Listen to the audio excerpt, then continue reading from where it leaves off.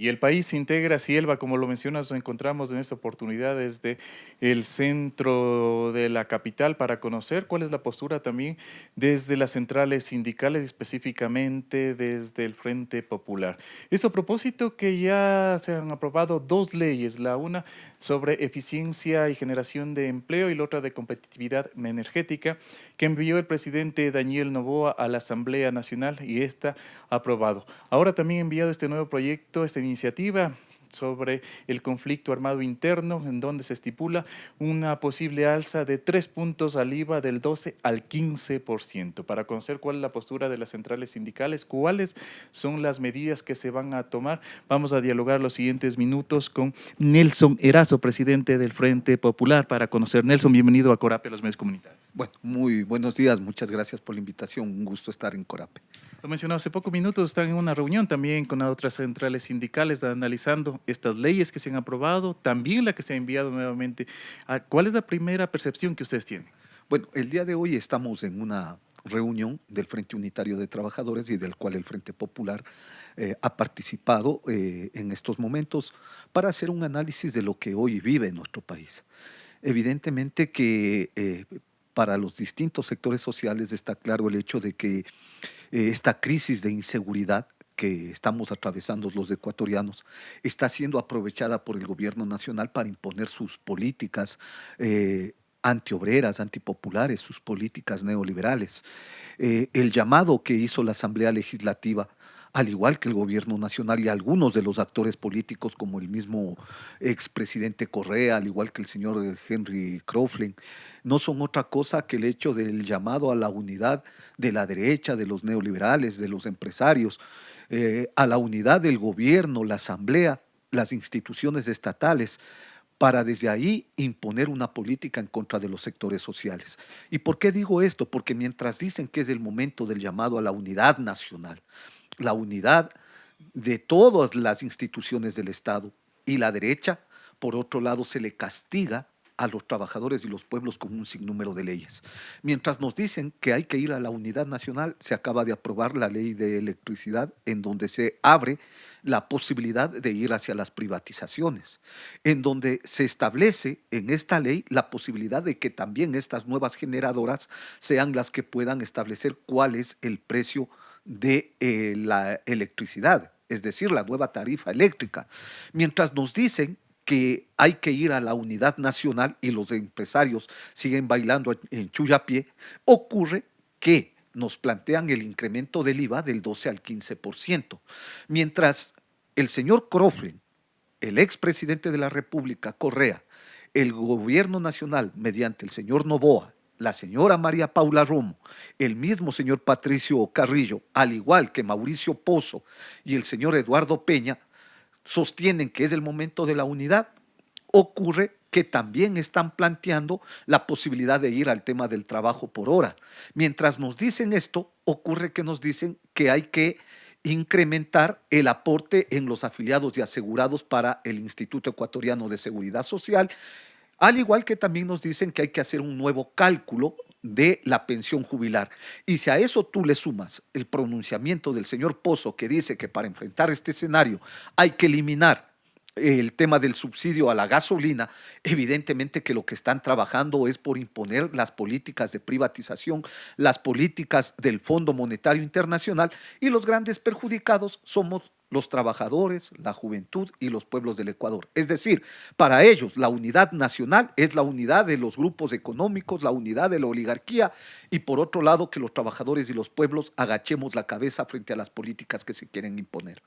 En las dos primeras leyes precisamente se tiene contemplado una reducción de, sobre todo, lo que son intereses por multas que no se ha logrado pagarse, condonación de intereses. Esto a la final, según el gobierno, ha dicho que va a favorecer para que ingrese al arca fiscal. ¿Ustedes cómo consideran?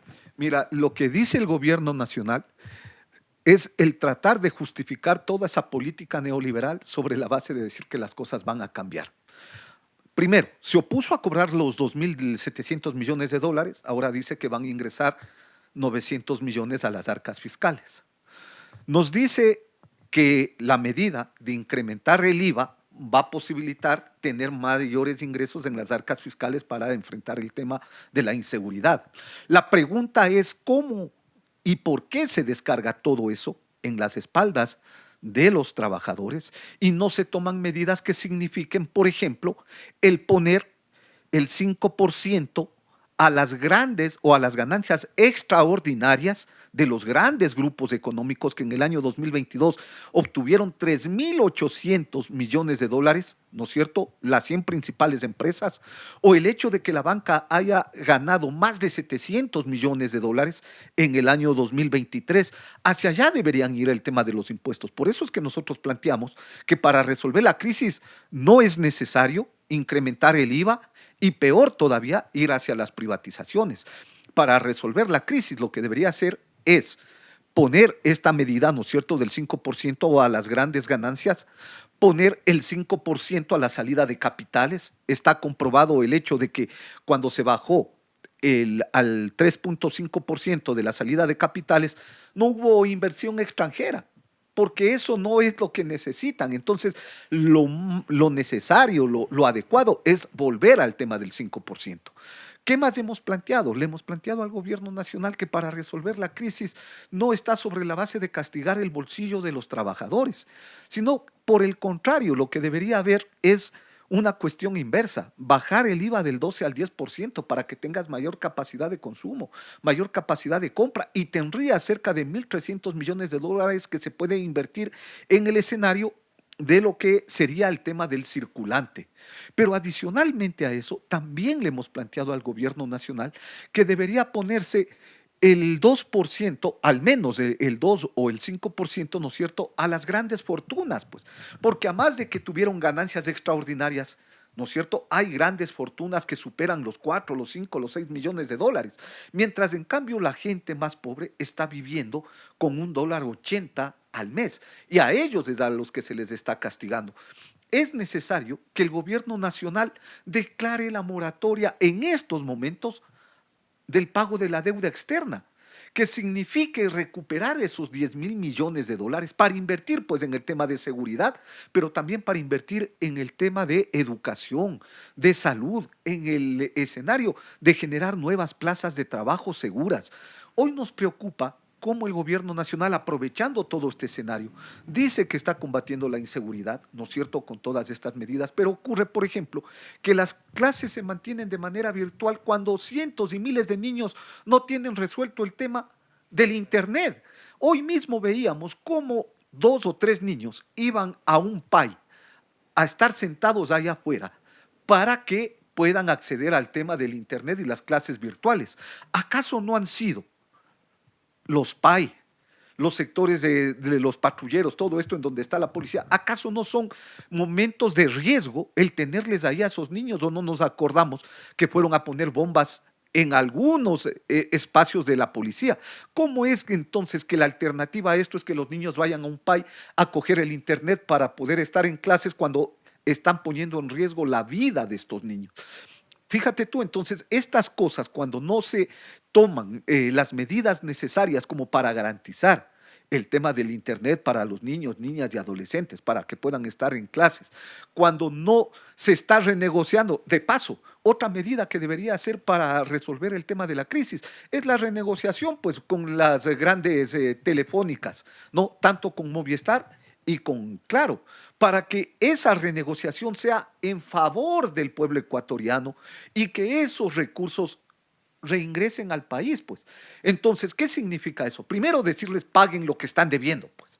¿No es cierto? ¿Qué es lo lógico para iniciar la renegociación? Lo segundo, si el gobierno nacional dice que está combatiendo la delincuencia, dice que está combatiendo la inseguridad, que necesita recursos, paguen los 144 millones de dólares que debe la corporación Novoa. Es decir, estas medidas que no afectan a los sectores sociales deberían ponerse en ejecución. Sin embargo, lo que están haciendo es todo un proceso de ir afirmando el tema de las políticas privatizadoras, neoliberales en contra de los sectores sociales y populares. Por eso, ante el llamado que hace el gobierno nacional de la gran unidad nacional, los trabajadores, la juventud, los pueblos, el movimiento indígena, hacemos el llamado a la unidad del pueblo, a la unidad de los trabajadores y los pueblos para plantear el tema del barrio seguro. Si tú tienes el barrio seguro, vas a tener las escuelas seguras, vas a tener las universidades seguras y por ende vas a tener los sitios de trabajo también seguras, ¿no es cierto? Es decir, requieres de la unidad del pueblo para combatir la inseguridad, pero al mismo tiempo para combatir las políticas neoliberales que hoy estamos viviendo, que van a conllevar a mayor crecimiento de la pobreza y de la extrema pobreza en el país. Este llamado sería tal vez movilizaciones, convocatorias de asambleas generales. El día de hoy estamos discutiendo entre diversos sectores sociales para provocar reuniones mucho más amplias, en las que estén los trabajadores, el movimiento indígena, la juventud, las organizaciones barriales, los trabajadores autónomos, en donde estén los profesionales, ¿no es cierto?, los colegios de médicos, el colegio de abogados, un sinnúmero de actores que necesitamos darle una salida también a esta situación que estamos viviendo. Y en ese marco tenemos que ir hacia la preparación de lo que había convocado el Frente Unitario de Trabajadores, que es la convención del día 3 de febrero. Esa convención, les hemos planteado a los compañeros, que debe ser mucho más amplia, que debe ser más allá del sector de los trabajadores, en donde nos incorporemos otros actores sociales, en donde se incorporen los pequeños y medianos productores, en donde estén incorporados los sectores de los lecheros, los días unidos, todos los sectores que hemos venido luchando en contra de estas políticas. Entonces, estamos trabajando sobre esa base, vamos a ver cómo se desarrolla, ¿no es cierto?, esta reunión, pero creo que es un paso importante en el hecho de que esta gran unidad de los trabajadores y los pueblos debe cristalizarse para avanzar en la lucha contra la delincuencia, pero también para frenar las políticas neoliberales. De aprobarse esta nueva ley del incremento al IVA, ¿existirían movilizaciones? Mira, esta nueva ley del incremento al IVA es lo que siempre han soñado los grandes neoliberales. Siempre han soñado las organizaciones y los partidos de derecha. Siempre ha estado en el ojo del grupo empresarial y de los grupos económicos. A eso se está sometiendo el gobierno nacional y la Asamblea Legislativa. Por eso es que estas condiciones que ellos están generando de darle un garrotazo al pueblo ecuatoriano económicamente hablando, tendrá como respuesta estas reuniones que estamos planteando y no descartamos las acciones que tengamos que hacerlo. Las movilizaciones pueden ser por la paz, pero no puede haber paz cuando se le mata de hambre al pueblo ecuatoriano. No puede haber paz cuando nuestros hijos no pueden ir a las universidades. No puede haber paz cuando cientos y miles de niños no pueden estar en el sistema educativo porque no tienen internet. No puede haber paz cuando los trabajadores no tienen un salario que les permita vivir de manera segura también en los momentos actuales. No puede haber paz cuando en los barrios no existe electricidad en el alumbrado público. No puede haber paz cuando en los hospitales siguen faltando, ¿no es cierto?, medicina. Es decir, el gobierno nacional, cuando hace el llamado a la unidad, debe entender que se deben tomar medidas que, a más del tema del trabajo en manera unificada entre la policía y el ejército, debe ir acompañado de políticas sociales, de recursos para salud, de recursos para la educación, de recursos para generar empleo. Tienen que haber medidas que signifiquen para que se genere paz. Efectivamente, el hecho de que la gente pueda acceder con todos sus derechos, ¿no es cierto?, en el tema de estas acciones que estamos planteando. No puede haber paz cuando a la gente se le sigue despidiendo de los puestos de trabajo. No puede haber paz cuando a la gente se le dice que la generación de empleo bajo el contrato por hora va a ser la solución a los problemas, cuando todos sabemos lo que significa el tema del trabajo por hora. Entonces, el llamado a que las cosas cambien va sobre la base de que el gobierno nacional tome algunas medidas. Primero, a la par de que ha planteado este tema de la unidad entre el ejército y la policía, deben recordar de que desde el gobierno del señor Moreno, si no me equivoco, al igual que en el gobierno del señor Lazo, nos vienen insistiendo en que ya tenían previsto cuáles son los 34 pasos por donde pasa el narcotráfico y por donde ingresa el tema por donde sale el tema del contrabando. La pregunta es, ¿qué esperan para tomar esas medidas? Para cerrar esos 34 pasos en las fronteras para combatir el tema del contrabando y el narcotráfico. Segundo, otra medida que debe tomarse, ¿por dónde ingresa o por dónde sale el tema del contrabando? ingresa por aire, por tierra y por mar. Entonces, lo lógico es que el ejército cumpla con su papel de cuidar las fronteras, pero al mismo tiempo que el Estado vaya a una evaluación sobre el tema de las aduanas, porque desde ahí está saliendo el tema del narcotráfico. Entonces, tiene que haber una depuración dentro de las aduanas. ¿Qué otro elemento adicional? Si nos dicen que quieren resolver este tema de inseguridad, tiene que haber una depuración al interior de las Fuerzas Armadas y de la misma cúpula de la policía. Recuerden ustedes que la misma embajada señaló el tema de los narcogenerales, ¿no es cierto?, tanto en el ejército como en el tema de la policía. La pregunta es, ¿qué medidas hemos tomado para enfrentar eso? Porque si seguimos con la misma cúpula, si siguen los mismos contactos, por más que se declare en emergencia el tema de seguridad, va a seguir con este tipo de cosas. Pero adicionalmente hay que depurar el tema de la justicia, pues, porque no podemos seguir con jueces que sigan liberando a los presos. Pero adicionalmente a esto, también tiene que haber una depuración o una mejor evaluación de los funcionarios también de la Contraloría. ¿Qué papel está jugando el tema de la Contraloría? El tema de la UAFE, debe haber una combinación, ¿no es cierto?, entre el tema de la justicia, la UAFE, el tema del Ejecutivo, para ver qué es lo que está ocurriendo con estas denuncias que existen alrededor de estas cosas. Entonces, fíjate, es un montón de cosas, tiene que ver con medidas integrales y no solamente con el hecho de venirse a plantear de que aquí ya las cosas se van a solucionar sacando a los militares a la calle. Si las cosas se siguen profundizando aquí con mayor pobreza, ¿no es cierto?, con el hecho de que los jóvenes no tengan espacios recreativos, de que no tengan la posibilidad de estar en clases porque no tienen el tema del internet, evidentemente que siguen siendo presas fáciles. ¿De quién? Del crimen organizado. Entonces, combatir el crimen organizado es darle seguridad al pueblo, pero también darle derechos a esa juventud, a esos trabajadores, a los sectores sociales, para poder vivir con dignidad.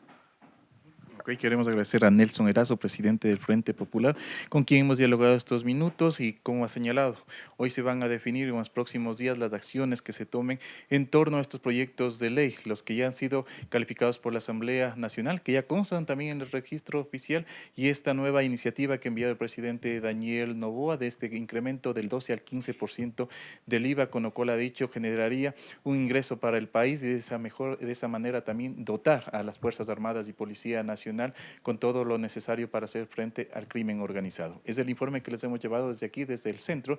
Les recordamos que la información la encuentra aquí en Corape Digital TV. Con esto volvemos. Elba, tú tienes más. Corape, informa.